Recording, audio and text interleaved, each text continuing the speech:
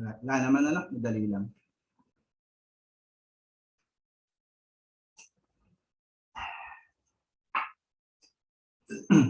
Yun nga pala, yung pinag-uusapan sa sinasabi ko sa inyo yung plant design. Kasi para kasi pag nakita nyo may software na parang ayaw nyo nang gawin yung manual. Importante pa rin alam nyo yung manual.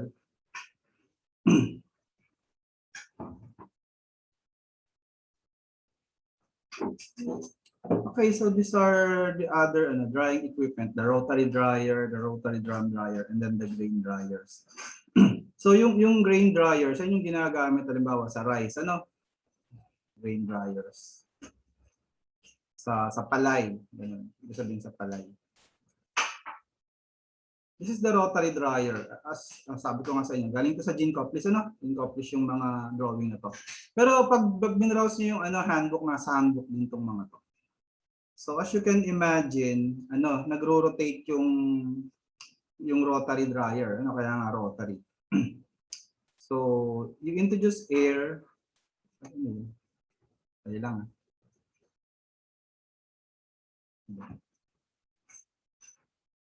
You introduce air right here. Tapos ito yung mga heating coils. Okay? So parang pwedeng pipe siya, Basta heating element. Tapos we have a hot air inside, Tapos the feed is introduced on this side, so countercurrent sila. Tapos siguro pwedeng medyo naka-incline ng konti. Medyo pa ganun, Tapos this rotates, yun, ito. So, yung row mats, parang tinatumble siya, parang washing machine. So, pagdating dito, dried solids na. Okay, so these are rotary dryers. Tapos these are rotary drum dryers. So, may vacuum pump, sinasak niya yung liquid, So this is the liquid or the slurry feed. So sinasak niya yung liquid. Tapos may filter dito. Okay. So ang nangyayari, the solid will deposit on the surface, on the cloth, on the filter cloth. Kasi ito yung spreader, para even. Tapos generally pwedeng you spray air on the top para ma-dry siya yung material. Tapos sa dulo may knife, you have a knife scraper. So pag you have the dry material. So these are rotary drum dryers. Ano nga ba yun? Actually sa filtration, meron kasing similar na ganitong sa filtration. So doon ko pinapakita yung rotary drum dryers.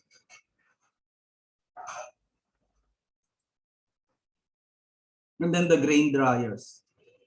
So kung napupunta kayo dito sa side namin, ibang town yun, Kalawan, Kalawan, Bae, basta dito sa amin, banda. So sa mga kalsada, kita nyo, may mga nagdadry ng palay sa kalsada. So this is yung epekto nung nag-i-spread ng mga palay sa kalsada, kamukha yan sa grain dryer. So yung grain dryer basically, meron din lang atang hot air to, hot air din lang yung ginagamit dito. Tapos you place the palay on the top of the grain dryer. Tapos yun, paglabas dito sa labas, sa baba, dry na siya. Okay. Basically, ganun din lang yun. Pero pwede rin sa kalsada. Kung minsan nagdadrive ako, naaalangan ako. Minsan nadadaanan ko sila. Nahabol ako.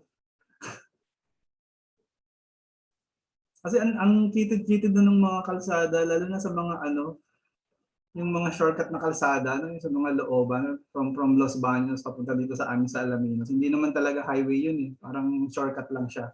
Tapos doon sila nagdadrive. Ko konsensya din ako. Pero kung minsan kasi hindi mo na maiwasan pag mabilis yung takbo mo. Tapos biglang hindi ka naman makapag-brake agad. Dadaanan mo talaga yung mga palay. Sorry na lang. Sorry na lang.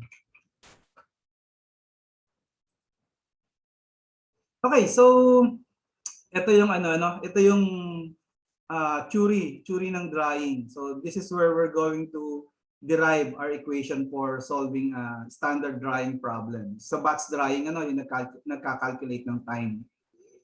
So parang imagine niyo if you are drying some material. So simula, so pag halimbawa magsisimula pa kayo, so probably ang kanyang texture parang paste siya.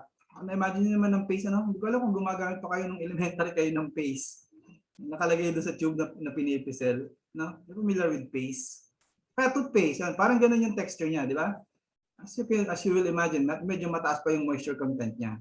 So ito yung unang stage niya, ano? And then susunod yung granules. So yung granules, hindi ko alam kung tandaan nyo pa yung great taste granules, yung kape, parang malalaki yung particle, hindi ganun powder, no? So yung ganun yung granules. Meron pa, relatively mataas pa rin yung moisture content nun. Pero as compared to paste, mas mababa na. And then syempre yung susunod doon yung powder. Of course, powder, familiar naman kayo, no? Sino ba namang hindi nakainom ng Bear Brand? Sino ba namang hindi nakainom ng Milo? Sino ba namang hindi nakakita ng Tide? So puro powdered na yun, no? So pag powder, mababa na talaga yung moisture content nun, mga 2 to 1%, ano? So ito yung tatlong level ng ito yung tatlong level ng moisture content kung titingnan niyo lamang yung itsura nila. And then it also coincide dun sa drying period. So halimbawa pag paste, generally yung paste nag-undergo siya ng constant rate period. So pag sinabing constant yung rate period, ibig sabihin yung rate of drying constant. Makikita niyo mamaya, ano? yung pagkawala ng moisture constant, yung evaporation ng moisture constant. So, yan, relatively madaling isolve yan ganyan, ano? Tapos, pag halimbawa hindi na siya paste, hindi na flowy, ganun, hindi na siya parang liquid. Naging solid na siya, granules na siya. Dito na nagsisimula yung falling rate period. Yung falling rate period, yung rate of drying pababa, dahan-dahan bumababa. Parang ganun, ano? So, yung reason kung bakit pag paste, constant pa yung drying period natin. Kasi relatively, madali lang i-evaporate yung moisture kasi nandun lang siya sa surface ng particle. Kung paano itong nasa drawing. Ano? Halimbawa, ito yung particle, yung merong diagonals. No? So, pag paste, yung moisture nandito lang sa ibabaw niya. Nasa surface lang. So, pag gusto mong i-remove, pag may dumadaang hot air, you can easily remove that. Walang pumipigil sa moisture na mag-evaporate. Ano? So that's why we have a constant rate period pag paste pa lang siya. Pero pag granules na, nasa loob na yung moisture. So pag nasa loob na yung moisture, kailangan na ng diffusion through solids. Mabagal na yon. So palalim ng palalim yung moisture content, pahirap ng pahirap siyang i-evaporate. So that's why the rate of drying is falling. So that's why we're on the falling rate period. Okay? So actually itong dalawa lang na to yung pinag-aaralan natin sa drying. Kasi pag beyond dito sa falling rate period, pumasok na kayo talaga dun sa nasa loob ng kalagitnaan na, hindi na natin ini-evaporate yan, hindi na natin dinadry yan. Ang tawag doon is that's the diffusion period. Hindi na yan sakop ng drying. That's why yung mga products natin merong 2 to 1% moisture content. So nasa diffusion period na yun. Hindi na yung concern ng drying. Uneconomical na yung operation niyan, Kaya may natitirang 2% na moisture. Hanggang doon lang yung drying. Okay, question? Do you have any question regarding this figure? This is against time, Time, and then this is the moisture level. Makikita nyo rin naman mamaya yan. Basta what I want you to do is, imagine niyo yung paste, yung granules, yung constant rate period, yung falling rate period. Mag-practice kayo mag-imagine. It's nice, Masarap, sabi nga ng mga matatanda, masarap daw paglaruan ng utak. It's a libre. Diba?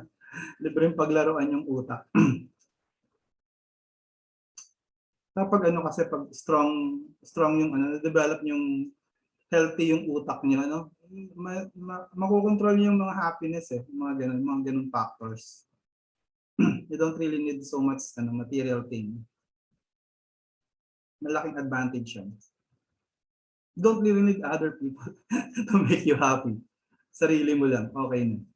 You don't also parang you don't cause damage to other people. It's quite it's economical. It's ano ba yan? Basta nakikita niyo naman yung advantage if you have a very strong mind. So madi-develop niyo yan yung imagination. It's one way.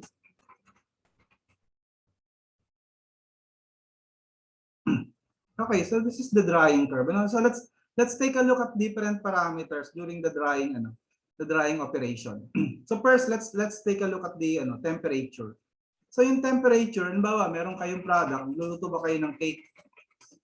So, di ba, pag nagluluto kayo, alam ko nagbe-bake, probably some of the girls nagbe-bake ng cake, ano? Sabi kasi, nung college kami, meron kaming ganito sa lab, meron kaming drying operation. So, meron din kaming toaster na lang ginagamit namin eh. Wala naman kaming oven nung college kami, toaster lang, ano? Dadala lang kami ng saba. Tapos lalagay lang namin sa toaster, ganun lang. Pero basically, let's take a look at the temperature.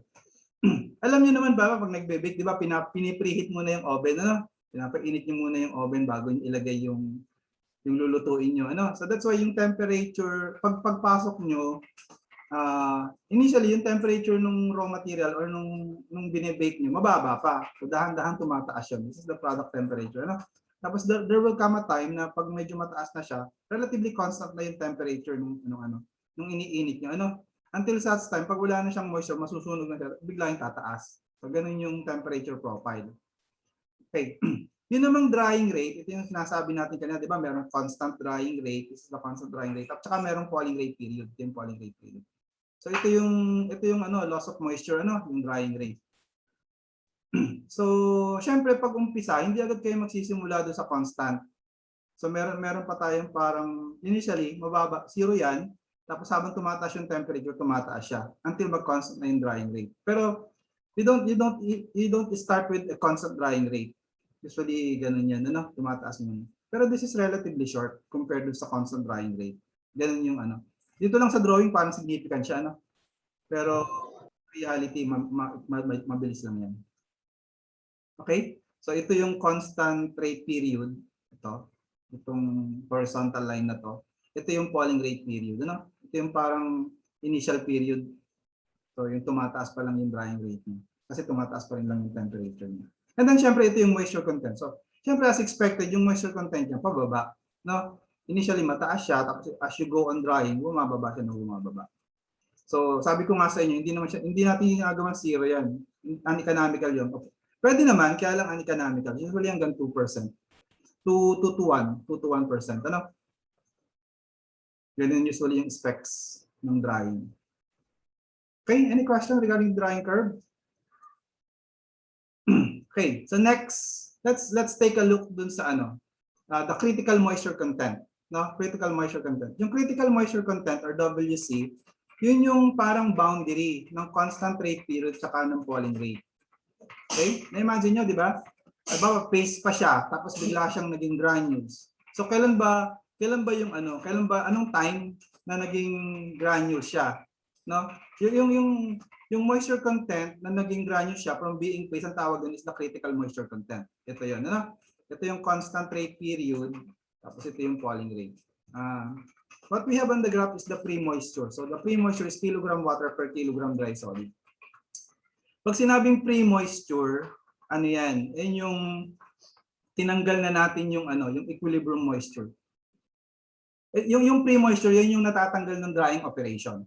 In short, Di ba? Sabi ko sa inyo, merong 1% to 2% na natitira. Yung 1% to 2% na yun, ang tawag natin doon, equilibrium moisture content. So parang yung total moisture content is equals to pre-moisture plus equilibrium moisture content. Ganun. Nakuha. But anyway, basta ito yung imagine niyo, yung WC, yung critical moisture content. Yun yung point na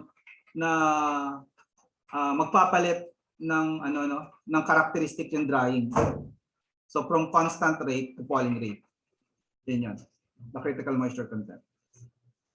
Actually, madali lang yung mga drying problem. This is sabi ko nga sa mga previous student ko, sabi nila, sana drying na lang lumabas sa board kasi relatively madali siya. Okay, so this is the definition of the rate of drying, R. Now R is rate of drying. Usually this is expressed as kilogram water per hour per meter square. So as you will imagine, parang amount of water, weight of water per hour per meter squared of area. Tapos yung kanyang definition mathematically is negative, Q is the weight of bone dry solid. So this is kilogram, kilogram yung unit niya. Itong Q.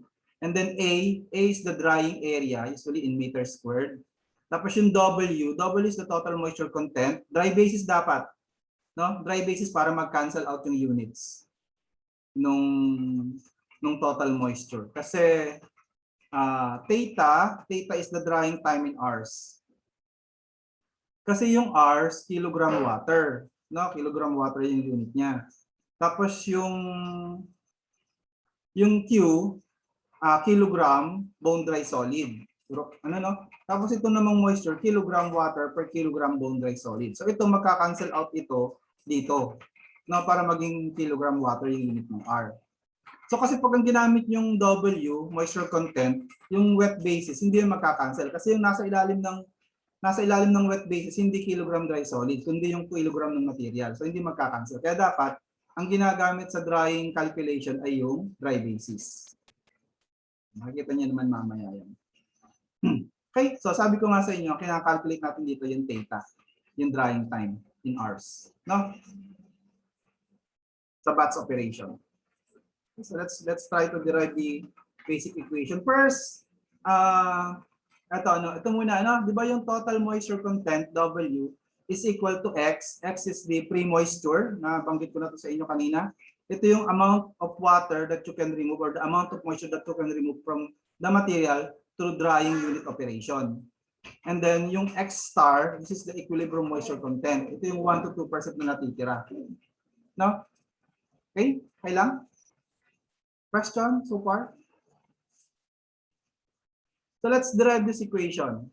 This is the equation for constant rate of drying. Ano? Yung parang pag hindi pa kayo nagiging paste, pag paste lang yung material nyo, hindi siya lumalampas sa critical moisture content. You can use this equation. Theta or time for drying is equals to Q.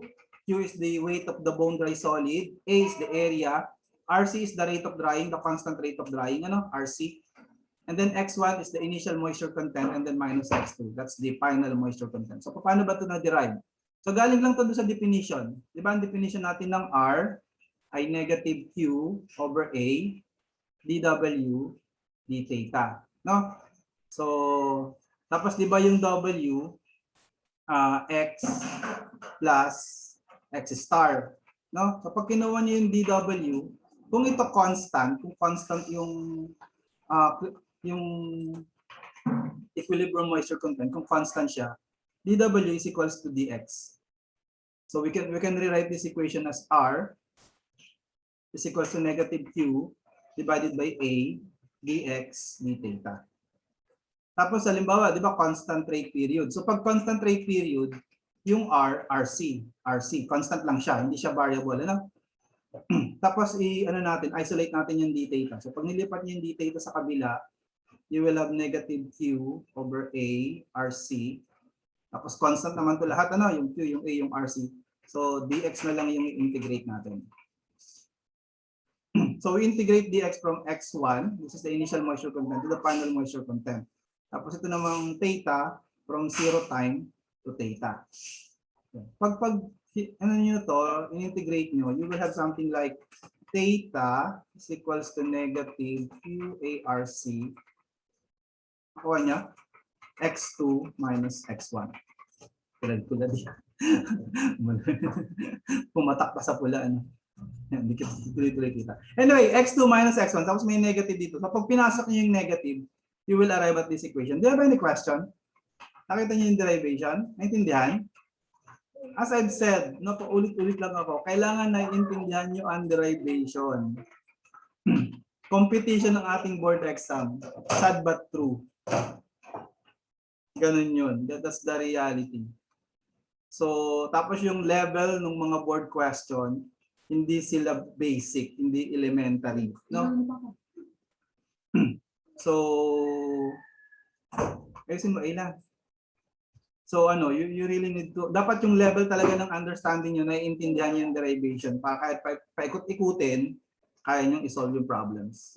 Okay? So let's continue. Questions? Okay, so let's derive this question. Let's solve this problem. The critical moisture content of banana is 2%. It took 4 hours to dry from 20% to 10%. how long will it take to dry from 20% to 5%? Oil moisture content in dry basis. Okay? So, ang gagamitin natin, kasi itong problem na to, hindi siya lumampas sa critical moisture content. The critical moisture content is 2%. Ano? Yung first final moisture content natin, X2 is 10%. So, mas mataas siya dun sa critical. So, constant rate lang yung yung unang set of data. Yung second set of data, 5%. So, mas mataas pa rin siya dito sa 2. So, we can use the constant rate equation, constant rate drying equation. So, yung constant rate drying equation, theta is equals to Q divided by A RC, X1 minus X2. So, ang gagawin natin, dun sa first set of data ito, we're going to use this to find the constant Q divided by A divided by RC. Ganun yung gagawin natin, dun sa first set of data. Halimbawa, substitute natin, So, we have 4 R's, tapos Q divided by ARC, tapos X1 is, X1 is 0.20. Ay, pakiayos mga Tapos, di ba ito yung X1 niya, tapos 0.10. Okay? So, ito muna yung kukunin natin, yung constant muna. So, use your calculator to find the constant. So, Q divided by ARC. Ano lang yan, 4 divided by 0.1. So, that's 40. Ano lang yan, Tapos, you use this equation again. So, dito naman sa 20 to 5% para makuha niyo yung bagong theta. Okay? You get it? So, theta is equals to, yung QARC natin, 40. Tapos yung initial moisture content is 0.20 minus 0.05.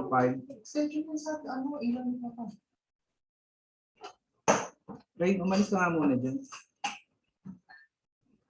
Okay? So theta is, what's this? 6 hours. Ano? 0.15 times 40. 6 hours. Question. Kung magklase ko, kukunin ko agad. Hindi specified kasi as in this local buong wala yung mag-feature namin. Pero question. Bigla siya na dumating. Huwag mo na kayo mag-isip, mag-usap niyo. Okay. So let's proceed to the next topic. Okay. So ito yung drying equation pag naabot natin yung falling rate period. So let's try to derive this. So itong part na to, itong first part, yung hanggang XC, this is similar dun sa dun sa constant rate period drying, 'di ba? X1 minus X2. Ito rin lang 'yon, So basically parang ganito 'yan. Ito yung constant rate period tapos ito yung falling rate period, So halimbawa, itong this is time, So itong line na to, itong horizontal line na to, ito halimbawa, we call that theta 1. So ito yung critical moisture content, WC or XC. Ito yung R. So itong part na to, theta 1 lang yan. So I'm trying to justify this equation. Itong part na to, theta 1 lang yan. So let's derive natin itong second term, yung XC, ln, XC, X2. So ang assumption to derive this equation,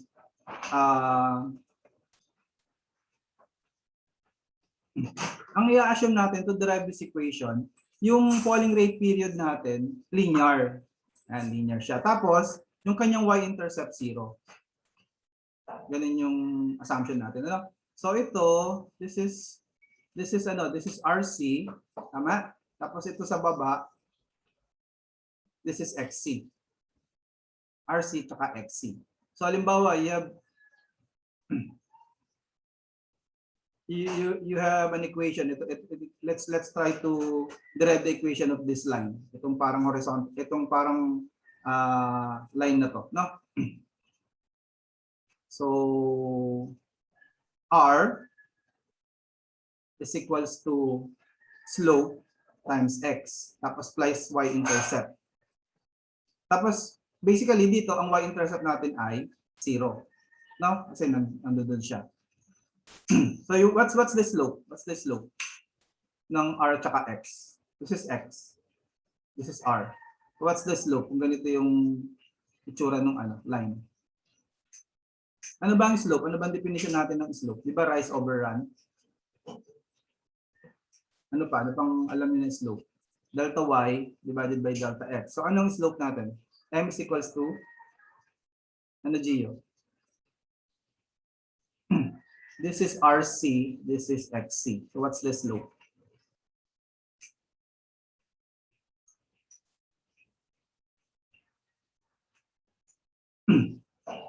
M is anyone? Yun. Dalawa sagot. Very good, Mr. Masiren. RC divided by XC. RC divided by XC. Ganyan lang. Ano? So let's gamitin natin yung yung definition ng R. Di ba yung definition ng R? Negative Q over A. Tapos dx na ako hindi na ako dadaan ng dw. Dx divided by d theta. Ganyan, ano? Tapos yung R natin is equals to mx. Okay? So m and then m is equals to rc over xc. So r is equals to rc divided by xc times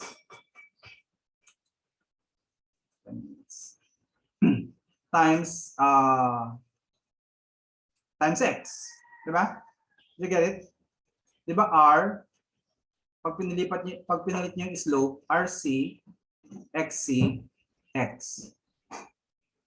Do you have any question regarding this equation? Okay, so isolate natin yung d theta. So, d theta. Tapos sa kabilang side, we have negative q over a rc. And then sa taas meron tayong xc. Ano? Tapos sa ln. Hindi pa pala ln. Dx pa, dx over x. Hindi pa tayo nag-integrate. Dx over x. Correct? Transpose yung d theta sa kabilang side, tapos transpose nyo itong tatlong terms sa kabila. So you have negative q xc divided by a rc dx divided by x. Question? Do you have any question? Tapos ito integrate nyo, ano? So pwedeng this is we call this theta 2. Kasi ito theta 1 yung unang term. Yung pangalawang term, let's call that theta 2. Tapos let's integrate this. This is coming from from xc kasi doon tayo magsisimula xc to x2. So ito magiging theta 2 lang to, yung left side. Yung right side we have negative q xc arc.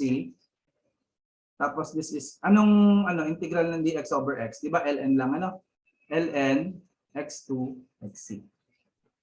So yun, pag pinasok niyo yung negative, you will have negative, makita nyo na, negative xc ln x2 divided by xc. Pag pinasok nyo pa ulit yung negative, this will become xc ln, pag positive na siya, xc ln xc x2.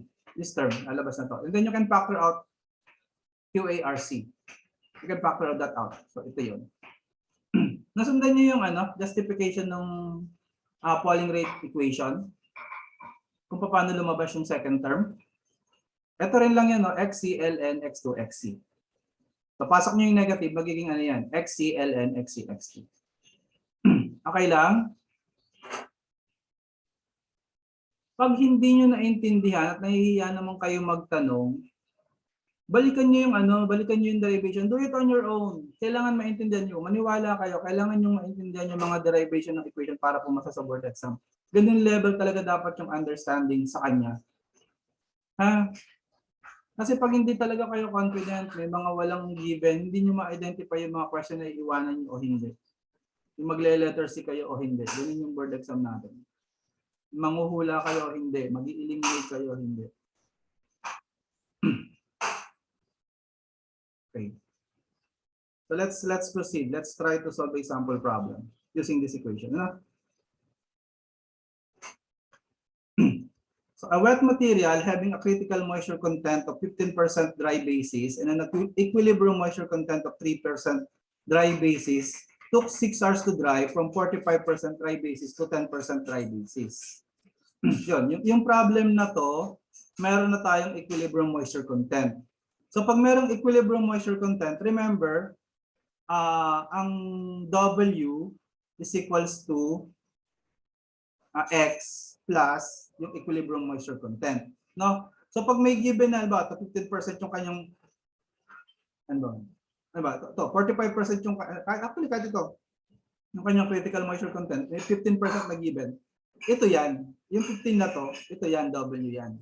No? Tapos may given kayo na equilibrium moisture content, ito yon. No? So ito, pero ito kasi yung kailangan natin, yung X. So ima-minus niyo yung 3%. So 15 minus 3, 12% lang yung critical nyo. Malinaw ba yun?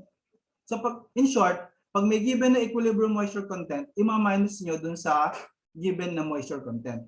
Unless sinabi na pre-moisture yon. Pag pre-moisture, hindi nyo na ima-minus yung equilibrium. Pero pag hindi sinabing pre-moisture siya, ima-minus nyo automatic yung given na equilibrium moisture content. Pag walang given na equilibrium moisture content, ang rule of thumb, 0 yon. I-assume nyo na 0 siya. Okay? So it took 6 hours to dry from 45% to 10%. So basically, ganun din yung technique dito. De-determine nyo muna yung Q divided by ARC. Ano? So yun nga lang, kasi if you will observe, yung ating final moisture content, mas mababa siya kaysa dito sa critical. So since mas mababa siya kaysa dun sa critical, gagamitin natin yung Pauling rate equation. So theta is equals to Q divided by ARC x1 minus xc plus xc ln xc divided by x2. Kailangan nyo i-memorize to. Madali lang, kailangan nyo mag-memorize. Pero madali lang naman i-memorize. Ano? So i-determine nyo muna to using the first set of data. So yung theta ay 6 hours. Tapos ito yung QARC. Hanapin natin. Yung x1 natin, 45%. So i-minus yung 3%, 42 na lang yan. Ano? So 0.42. Sorry. 0.42 minus xc, 15 minus 3, 12. Ano? 0.12 plus 0.12. xc ulit, ln, 0.12. Tapos x2. x2 is 10%. So 10 minus 3, 7. Ano? Kasunod. Can yung ano? Di ba kayo naloloss? Sinong naloss na? Asang kamay? Chat lang kayo. Walang naloloss. Pero kung nag-exam, maraming mababa. Okay, so pinutin nyo lang sa calculator. So 6, tapos divided by 0.42 minus 0.12 plus 0.12, okay, times ln. Anong ln natin? 0.12 divided by 0.07. Okay, equals. Ang QARC natin ay 16.45. You get that value? 16.45? Okay, tapos same equation. Tingnan nyo, no? Yung final drying natin ay 15%. So yung 15% eksakto siya dun sa critical. So dapat ang gagamitin nyo, wala yung second term, yung concentrate period lang kasi pasok pa siya, no? So yung susunod na equation na gagamitin nyo, theta is equals to Q ARC x1 minus x2. Ganito lang. Kita nyo? Para, kasi equal pa siya sa hanggang equal, pwede nyo pang gamitin yung constant rate period. No, hanggang equal. Kahit naman actually gamitin nyo yung full equation, magiging 0 din lang yan, di ba? ln ng basta magiging 0 lang tong term na to. ln ng 1 ay 0. Anyway, mas mabilis to. Pero pag halimbawa, beyond siya dun sa critical, mas mababa pa siya dun, mas mataas siya dun sa critical, ibig sabihin, magkaka-error pag ito yung ginamit niyo. Meron may introduce na error yung last term. Ito okay lang, kasi magsi-0 lang yung last term dito. Nakuha niya, sinasabi ko. So, kailangan yung i-check ha, yung critical moisture content value. Ay, yung critical at saka yung final moisture content. I hope you're getting what I'm trying to say, you know? Kailangan kasi, pag nakikinig ng lecture, nag-iisip. Tsaka nakikinig talaga. Kasi pag ano lang kayo, you're floating, wala. You're going to be lost into oblivion. Ganun talaga yung reality. I cannot control your mind. Hindi ko makokontrol kung anong gusto nyong isipin. Ano? Bilisan na natin i-solve. Ganun lang yan. Okay, solve natin yung theta. 16.45. X1. X1 natin ay ano pa rin, ano, 45. So minus 3, 42. 0.42. So minus. Yung X2 natin ay 0.15. So 0.12. Nakakasunod. So theta natin ay 1 minute and 2 seconds. 16.45 times 0.3, di ba? What do you got? What's the final answer? Letter? I got 4.9 hours. So ito yun. Tapos, solve nyo itong problem na to. Abangan nyo sa ano ha? Abangan. Paki-screenshot. Paki-screenshot. Bilis. Screenshot. Tapos lalagay ko sa ano? Lalagay ko sa PBL. And then, mapuputol na yung ating Zoom. I'm going to connect to another Zoom. Kung gusto nyo na mag-solve, paki-screenshot na lang. Kasi mawawala na siya. Anong oras na ba? Ano ba tayong oras? Kasi late na ako nagsimula. Okay, screenshot na lang. Tapos, lalagay ko rin naman sa BBL. I'm going to share another one.